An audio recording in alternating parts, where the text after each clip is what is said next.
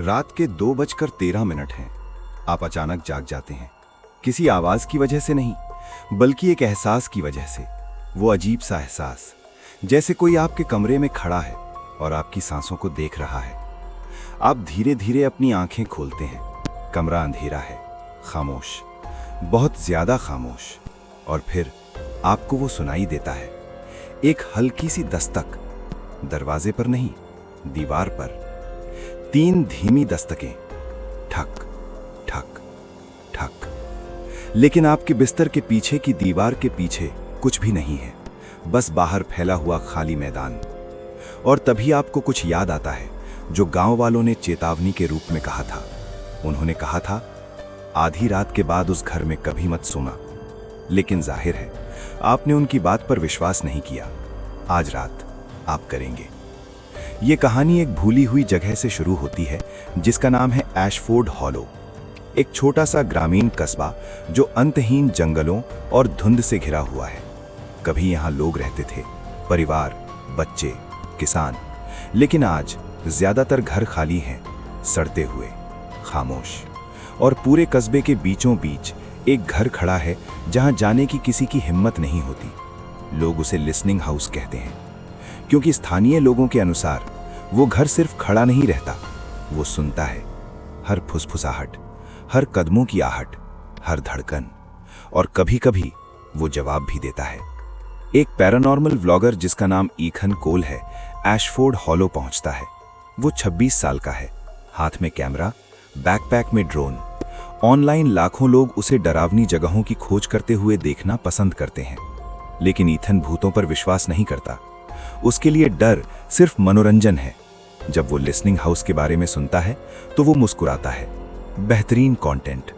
कस्बे के किनारे ईथन की मुलाकात एक बूढ़ी औरत से होती है जो एक छोटे से स्टोर के बाहर बैठी है। उसका नाम मार्गरेट है।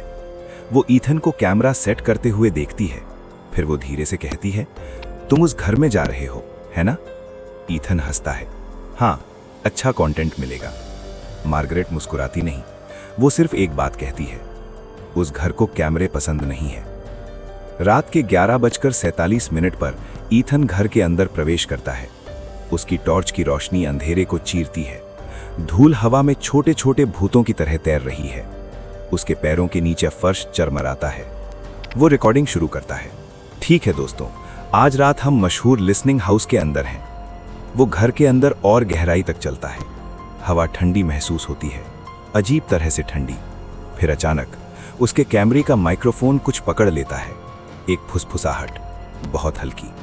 पहले ईथन को लगता है कि यह हवा है, लेकिन जब वो ऑडियो दोबारा चलाता है, फुसफुसाहट साफ हो जाती है। 3 शब्द, यहां मत, ठहरो। ईथन घबराकर हंसता है, शायद सिर्फ इंटरफेरेंस है। लेकिन फिर कुछ और होता है। ऊपर की मंजिल से कदमों की आहट, धीमी, भारी, चलती हुई। ईथन सीढ़ियां चढ़ता है, एक एक कदम। उसकी टॉर्च हल्की सी कांप रही है। ऊपर का गलियारा लंबा है। उसके अंत में एक दरवाजा खुला हुआ है। उस कमरे के अंदर उसे कुछ अजीब दिखाई देता है। एक दीवार जो पुरानी तस्वीरों से भरी हुई है, सैकड़ों तस्वीरें। हर तस्वीर में वो लोग हैं जो कभी इस कस्बे में रहते थे। लेकिन डरावनी बात ये नहीं है। डरावनी बात ये है कि कुछ तस्वीरें नई लग रही हैं, बहुत नई। ईथन करीब जाता है, उसका पेट सिहर उठता है। एक तस्वीर में वो खुद है, शाम को घर के बाहर खड़ा हुआ। किसी ने या किसी चीज ने उसकी तस्वीर ली है। अचानक तापमान गिर जाता है, उसकी सांस दिखाई देने लगती है। उसके पीछे दरवाजा धीरे धीरे बंद हो जाता है। धड़ाम। ईथन घूम कर देखता है, फिर फुसफुसाहट वापस आती है, लेकिन अब वो ज्यादा तेज है, ज्यादा साफ। हमारे साथ रहो। दीवारें चरमराने लगती हैं, तस्वीरें फर्श पर गिरने लगती हैं। ईथन दरवाजे की ओर भागता है, लेकिन वो खुलता नहीं। और तभी वो उन्हें देखता है, अंधेरे में आकार लेते हुए साए। दर्जनों पुरुष, स्त्रियां, बच्चे। एशफोर्ड हॉलो के पूर्व निवासी। उनकी खाली आंखें उसे देखती हैं, गुस्से में नहीं, हिंसक नहीं, बस अकेले। उनमें से एक फुसफुसाता है, हम बहुत समय से इंतजार कर रहे थे किसी के सुनने का।